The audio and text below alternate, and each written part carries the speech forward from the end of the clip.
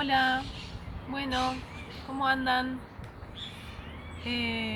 Bueno, acá muy contenta y entusiasmada por estar haciendo esto y viendo y conversando con todos ustedes.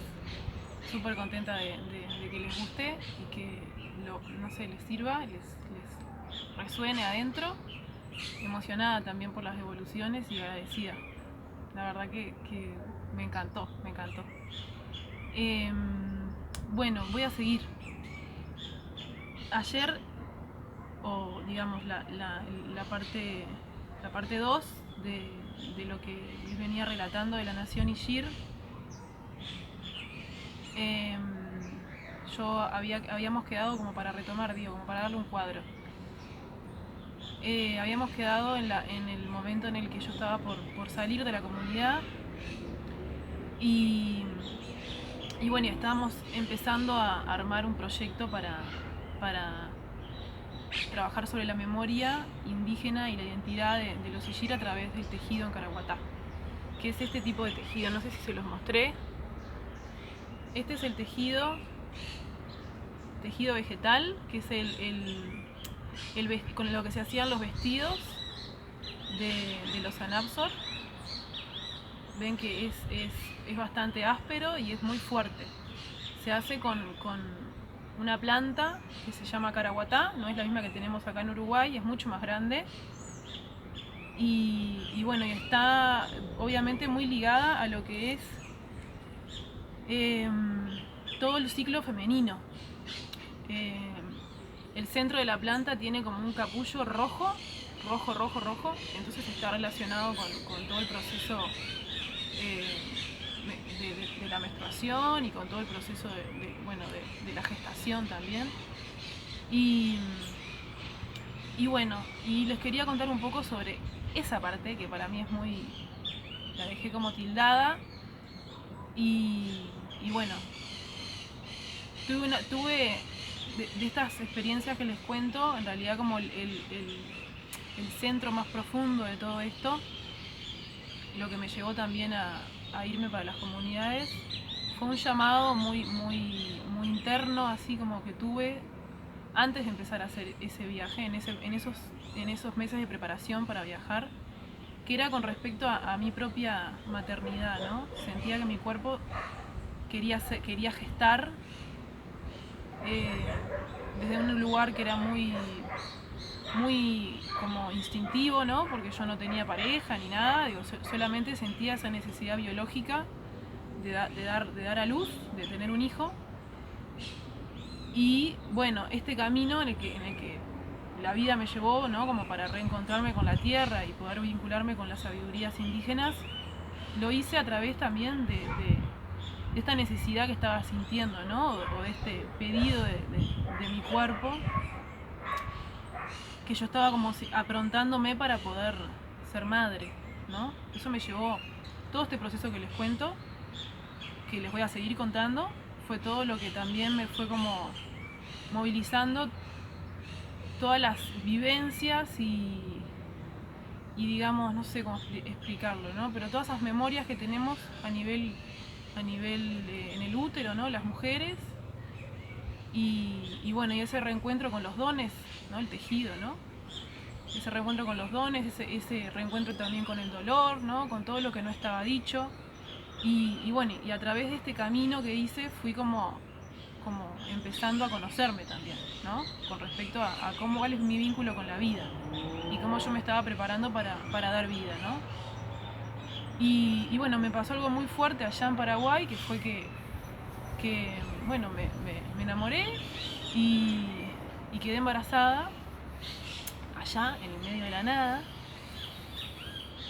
Y, y bueno, y fue como muy,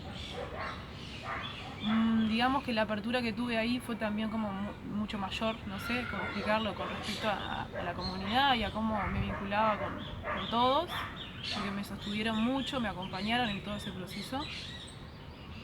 Beneto fue como muy importante para mí también por eso, ¿no? Me acompañó y me supo escuchar y me habló mucho con respecto a esto que les cuento, de esa experiencia que tuve.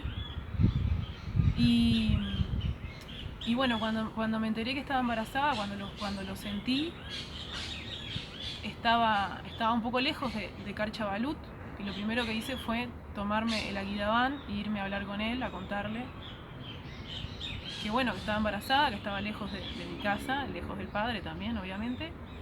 Y él en realidad, como con mucha delicadeza, me dijo que... Yo le dije, bueno, este niño que viene, o sea, es para que yo lo tenga en esta tierra, ¿no? Y bueno, y él ahí me empezó a contar que, claro, que ese niño tenía familia, tenía abuelos, tenía sus propias raíces. Y que mi trabajo en realidad era darle esa familia a ese niño, ¿no? Y no era ahí, era en mi país. Y bueno, dentro de las cosas que pasaron después, los siguientes días que él me dijo eso, yo entré como en un estado de no sé cómo explicarlo, pero de mucho miedo de alguna manera, ¿no? Estas cosas, las mamás que me estén escuchando saben de lo que les hablo, de mucha incertidumbre, y de alguna forma pedí, sostenida también por la naturaleza, por la lluvia, ¿no? por todas las almas que me estaban acompañando y por todas las personas que también me estaban acompañando. Pedí un tiempo para ordenar esa información que me estaba llegando y me quedé hasta el 31 de diciembre allá, pasé las fiestas, que fue el tiempo más o menos que me di como para digerir, y dije, bueno, si esto va a ser así, después del 31 ordeno y me vuelvo. Y bueno, el 31, primero de enero por ahí, empiezo digamos, empieza a ir la matriz y el ser que estaba adentro mío, y voy a hablar con Beneto, y Beneto me habla del Maestro Jesús. Yo quedé como sorprendida con respecto a eso, y lo que me dice era que bueno, que yo tenía que escuchar mi corazón, ¿no? Que el Maestro Jesús estaba conmigo, y fue muy fuerte para mí, porque dije, bueno, fui hasta allá, ¿no? para escuchar eso, cuando de alguna manera siempre lo tenemos al alcance, ¿no? Porque es un ser que está al alcance de todos. Y bueno, fue como también fuerte, también él me explicaba que dentro de su abanico de seres a los que él le rendía culto y homenaje, que Jesús era muy poderoso y que ningún chamán ignoraba el poder de Jesús, ¿no? Y que él nunca se olvidaba de él. Me dice, yo nunca me olvido de Jesús. Yo le rezo a mis antepasados, a mis animales, y siempre le estoy rezando a Jesús también. Curo a través de él, ¿no? Como él me decía que él tenía una comunicación muy directa de alguna manera, o muy afinada y muy respetuosa, ¿no? También hacia él. Y bueno, yo no entendía mucho esto que él me dijo, en realidad en el momento no lo entendí mucho desde un lugar racional, ¿no? Como que parecía como re loco, ¿no? Yo iba como con esa idea de ir a estudiar los antepasados y sus animales y todo el viaje más espiritual que tuviera que ver con la tierra, y Beneto me habla de Jesús, no entendía nada. Y bueno, nada. Y me hablaba y me decía, bueno, vos tenés que cantar porque vos sos antigua también, me dice, vos tenés que aprender a cantar. Menos entendía, yo no cantaba, para mí cantar, había que cantar bien para poder cantar, ¿no? Esa era como mi cabeza. Y me jodía, ¿no? Me tomaba el pelo con eso. Trataba como de, me dice, te voy a llenar de plumas y le voy a sacar una foto y se la voy a mandar a tu madre, a decirle que no vas a volver, que te vas a quedar acá. Me tomaban el pelo como para que yo me riera también de toda esa apertura que estaba teniendo, que había una parte mía que no la interiorizaba, ¿no? Que era como muy, no sé, como muy ajena de todas maneras. Por más que estuviera ahí con cuerpo y con alma, me llevó tiempo como entender o como interiorizar todo esto que les cuento. Bueno, entonces con estos regalos y con ese proceso abierto, habiendo gestado también este proyecto con él, con Beneto, con la maestra de allá, con Freni, con Nancy, bueno, con los caciques de cada comunidad, fue que armamos como esa tarea de hacer entre todos. Y yo salgo de la comunidad y me dirijo a Filadelfia, que es como un punto ahí cercano a lo que viene a ser, no sé, es un lugar como más un pueblo, más ciudad, donde hay bancos, donde hay teléfono, ¿no? Donde hay acceso a servicios. Y conozco al emprendimiento de Antonio Mompo, que es una persona muy especial que vive allá, que trabaja con el agua. Él en realidad investiga cerámica y a través de la cerámica generó un filtro de agua. El agua de allá en Filadelfia es como un lugar medio desértico, es toda arena. Y el agua a veces en lugares sale salada, no es potable. Entonces él, a través de investigaciones que hizo, encontró que determinado, no sé, yo no sé nada de esto, lo voy a decir así como lo entendí. Si me escucha un ceramista podrá, no sé, disculpen la brutalidad. Él estudió como que cierta composición del barro, digamos, como las paredes de que él podía generar como una especie de gran vasija que filtra el agua, y a través de una determinada composición que tiene la pared, ¿no? de determinado tipo de pared de cerámica, no es cualquiera, filtra el agua de una forma en la que sale potable. Bueno, eso es algo que él está emprendiendo, no sé si ahora sigue, pero en ese momento, estamos hablando de hace 6 años, estaba en el medio del desierto haciendo con financiación, no estaba solo, ¿no? Con un equipo de gente que lo acompaña en esto. Y él lo que hacía era llevar estas vasijas a las comunidades para que pudieran tener agua y pudieran también plantar en huertas y poder generar como un lugar fértil con humedad suficiente como para poder sostener la vida desde un lugar más digno, digamos, porque hay mucha pobreza allá.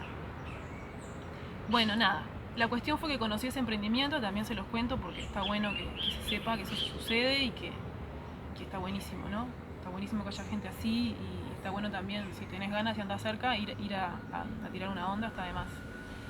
Y seguro que te reciben. Bueno, la cuestión fue que yo ahí en Filadelfia, en la casa de Antonio, me entero que mi abuela se estaba enfermando y posiblemente falleciera.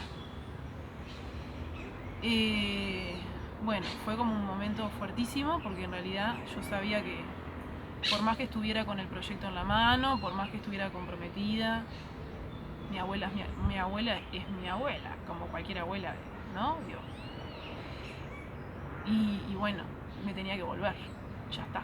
O sea, me estaban necesitando mi familia, o sea, hoy yo también necesitaba estar al lado de mi familia en ese proceso, y eso era de primer orden.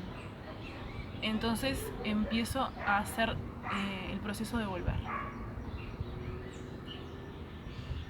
Tremendo momento.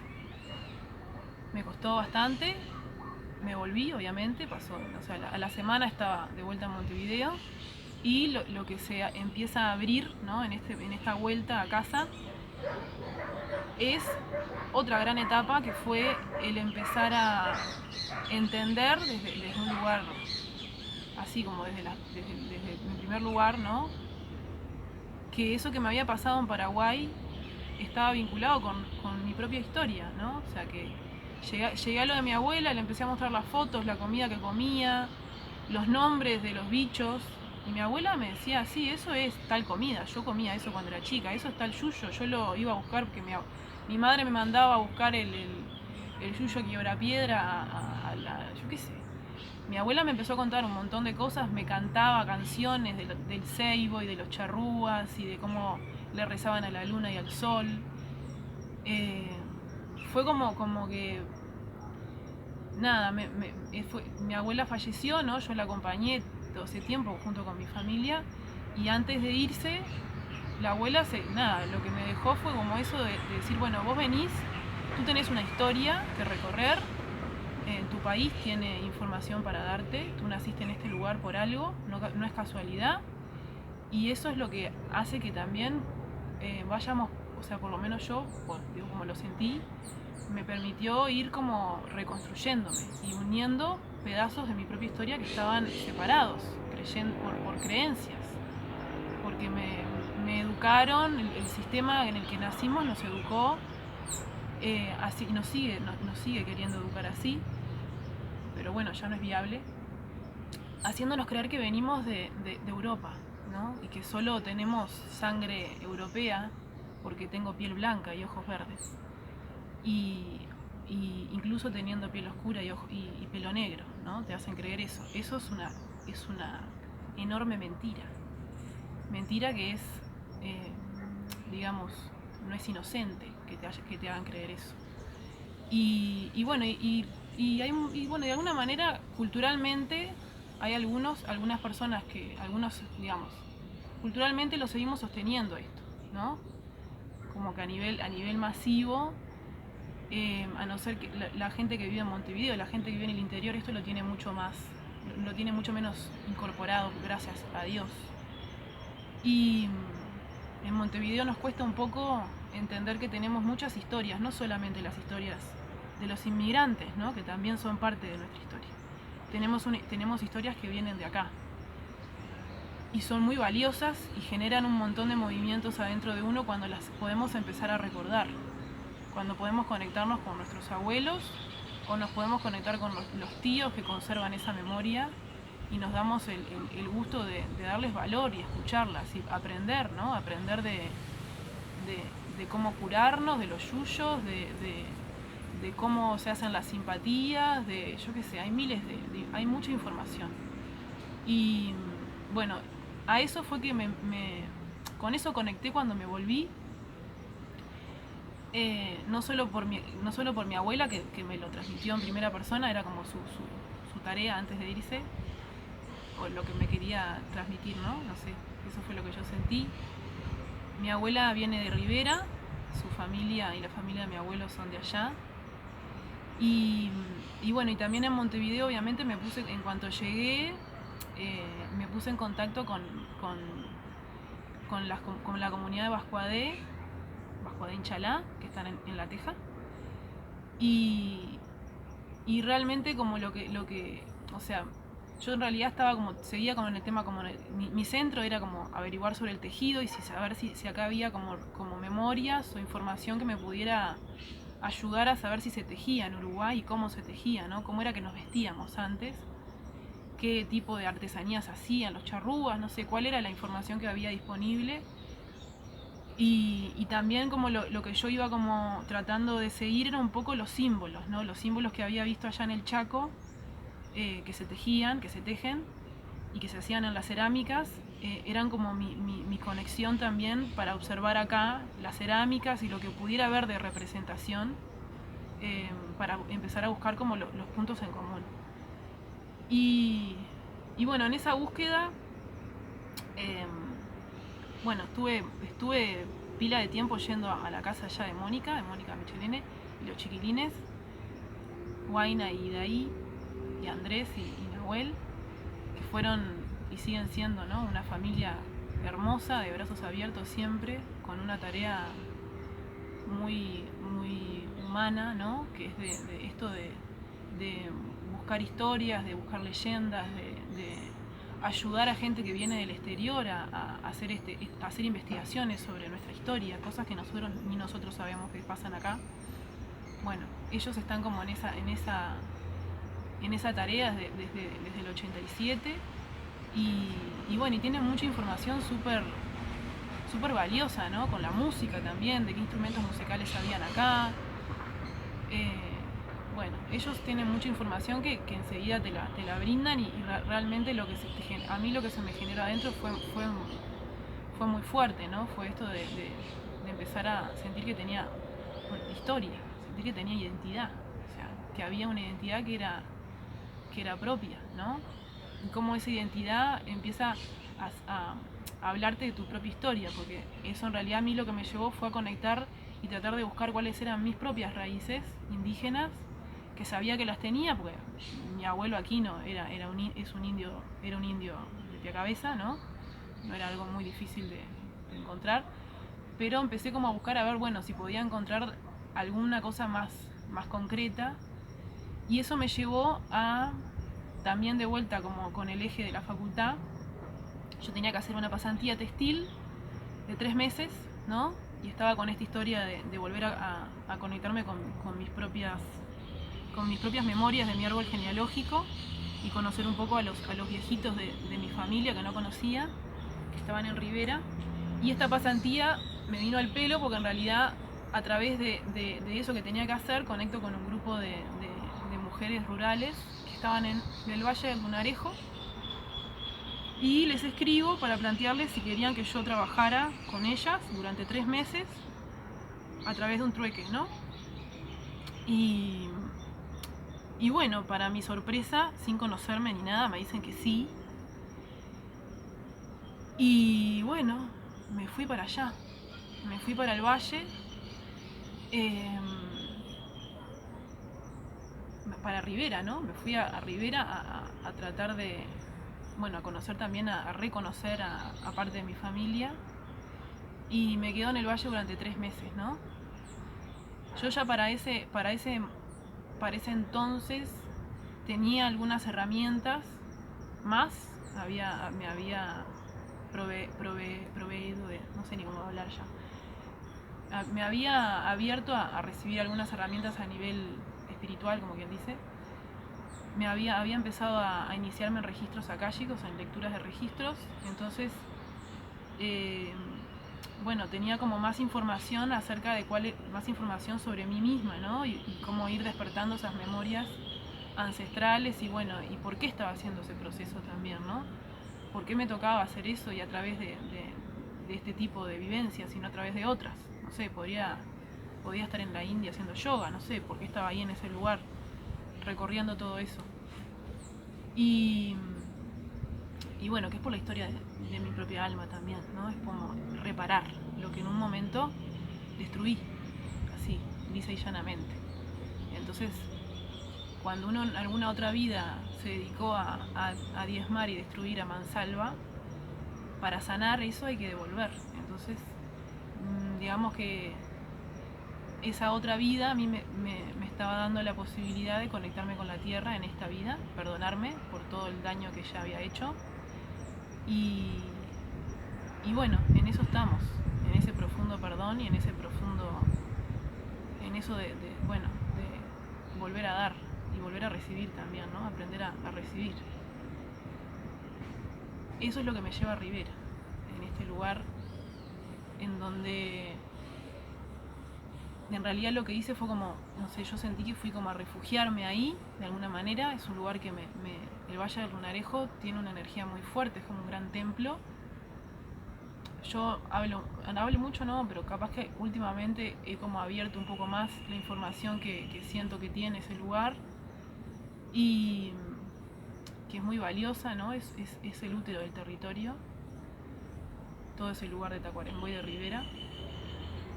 Entonces está bueno que lo podamos recorrer con el respeto que se merece, ¿no? Como en silencio y con el tiempo que se merece, porque tiene mucha energía.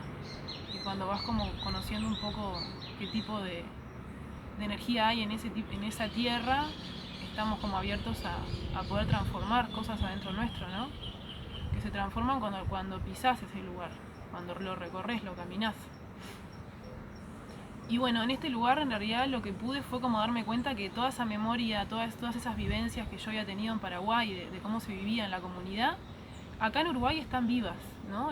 Las veía en las tejedoras, en cómo viven, en el contacto que tienen con la tierra, cómo plantan, cómo hablan con el fuego, cómo hablan con la lluvia, en qué hacen cuando se enferman, en los tés, en que saben plantar con la luna, ¿no? O sea, toda esa información. Ni que hablar de las simpatías, que son, bueno, las curanderas, cómo curan allá. Allá no, en todo el territorio uruguayo pasa esto. Pasa que hay como un cierto prejuicio porque, bueno, nos educaron para señalarlo.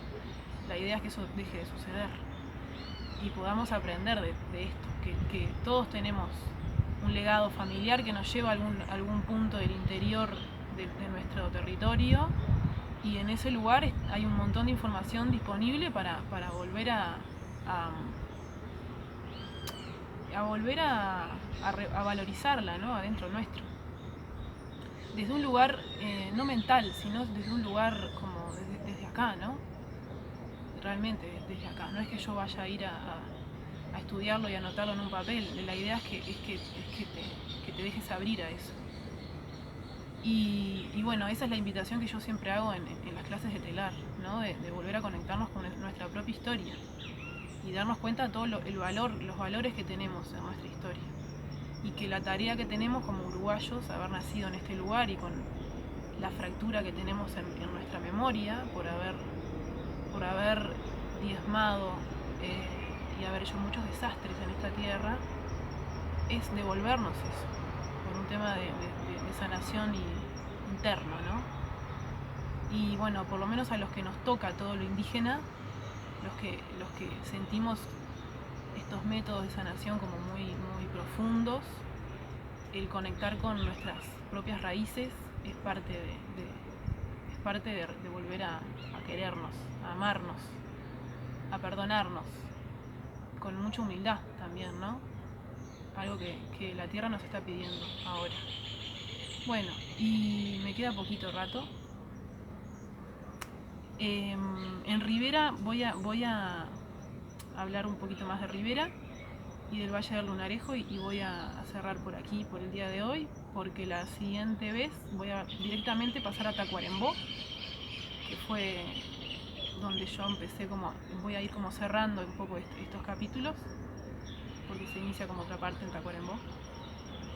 En Rivera en realidad lo que más lo más fuerte así fue como entrar en conciencia de esa vinculación que había despierta a través del trabajo en telar en criollo, a través de la lana, del trabajo con la lana. No tengo nada acá para mostrarles. Ah, sí, tengo esto.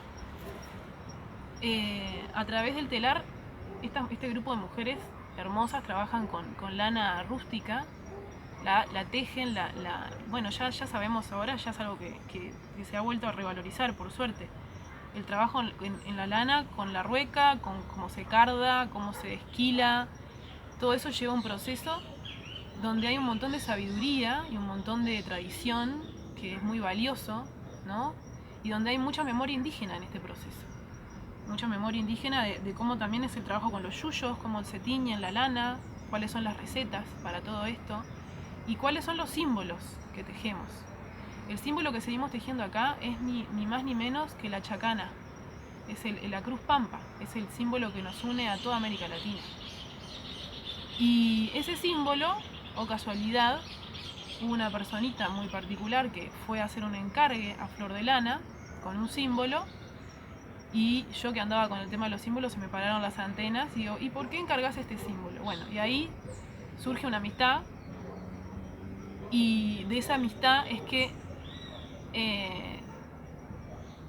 digamos que él me invita a ir a Tacuarembó, que es donde él está, este amigazo que tengo, y surge el lazo, digamos, para que yo pueda abrir otra etapa, ¿no? de este viaje hacia la profundidad de nuestra tierra. Y bueno, y los dejo con eso, ¿tá? Con eso de que encontré la chacana y cómo la chacana me fue llevando también ese símbolo tan particular que tenemos, que en la próxima voy a profundizar un poco más sobre esto. Bueno, un gustazo estar acá de vuelta, les mando un besote a todos y cualquier cosa me escriben, ¿tá? Si ven que me colgué con algo, que lo dejé tildado o lo que fuese, me cuentan. Gracias por estar ahí.